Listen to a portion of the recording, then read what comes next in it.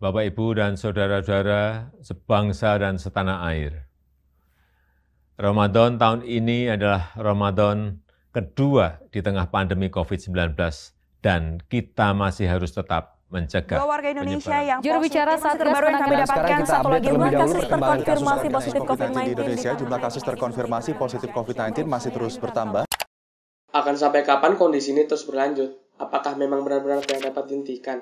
Atau hanya keajaiban saja yang dapat mewujudkannya? Entahlah, sudah berbagai upaya dilakukan namun faktanya kondisi tidak menunjukkan perubahan yang dominan.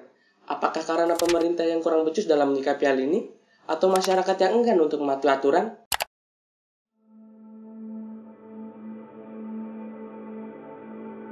Virus merupakan materi genetik yang diselubungi oleh lapisan protein atau disebut kapsid dan hidup pada sel inang. Berdasarkan definisi tersebut, virus dikategorikan bukan termasuk makhluk hidup. Adapun ciri-ciri virus yaitu 1. Tidak dapat melakukan metabolisme sendiri. 2. Tidak dapat melakukan replikasi tanpa sel inang. 3. Tidak tumbuh. Dan 4. Tidak merespon lingkungannya.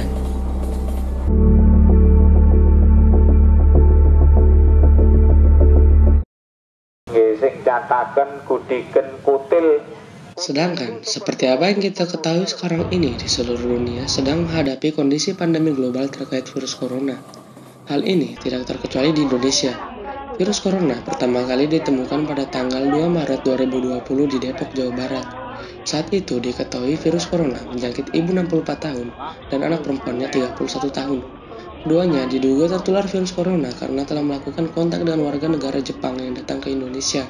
Warga Jepang itu terdeteksi positif terkena virus corona setelah meninggalkan Indonesia dan tiba di Malaysia. Secara umum, ada 3 gejala umum yang bisa menandakan seseorang terinfeksi virus corona yaitu demam, suhu tubuh di atas 38 derajat Celcius, batuk kering, dan sesak napas.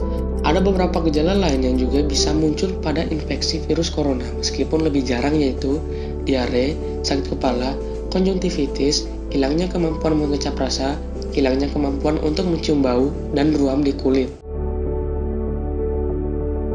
Sampai video ini dibuat, kasus positif corona di Indonesia telah mencapai 1.604.348 orang, pasien sembuh 1.455.065 orang, dan 43.424 orang meninggal. Tidak hanya berdampak pada kesehatan saja, virus corona berdampak pada seluruh bidang kehidupan masyarakat mulai dari ekonomi hingga pendidikan. Tentunya, kita tidak bisa hanya tinggal diam, tidak bisa hanya mengandalkan kata-kata maupun kalimat seruan pencegahan corona. Namun, harus ada langkah nyata dan perlu kesadaran masyarakat secara bersama agar dapat berjalan efektif. Ada beberapa langkah yang dapat dilakukan, yaitu dengan melakukan protokol 5M. Memakai masker, mencuci tangan pakai sabun dan air mengalir, menjaga jarak, menjauhi kerumunan, serta membatasi mobilitas dan interaksi. Tentunya, jika protokol 5M ini hanya dijalankan oleh beberapa individu saja, maka hal tersebut tidak akan memiliki andil yang besar dalam pencegahan penularan virus corona. Maka, dengan itulah perlu adanya suatu gerakan bersama yang dilakukan oleh seluruh lapisan masyarakat dengan melakukan germas. Gerakan masyarakat hidup sehat. Maka bukan tidak mungkin pencegahan penularan virus corona dapat segera dihentikan.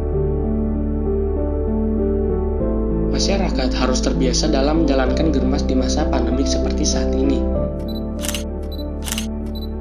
Seperti berolahraga dengan tetap mempertahankan protokol kesehatan, istirahat dan cukup, menjaga kebersihan diri dan lingkungan, menjaga kadar cairan dalam tubuh, minum air putih 8 gelas per hari,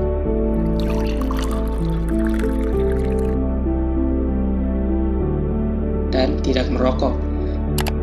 Dengan disiplin menjalankan germas, maka mata rantai penularan virus corona dapat segera terputus dan kehidupan masyarakat dapat kembali berjalan normal.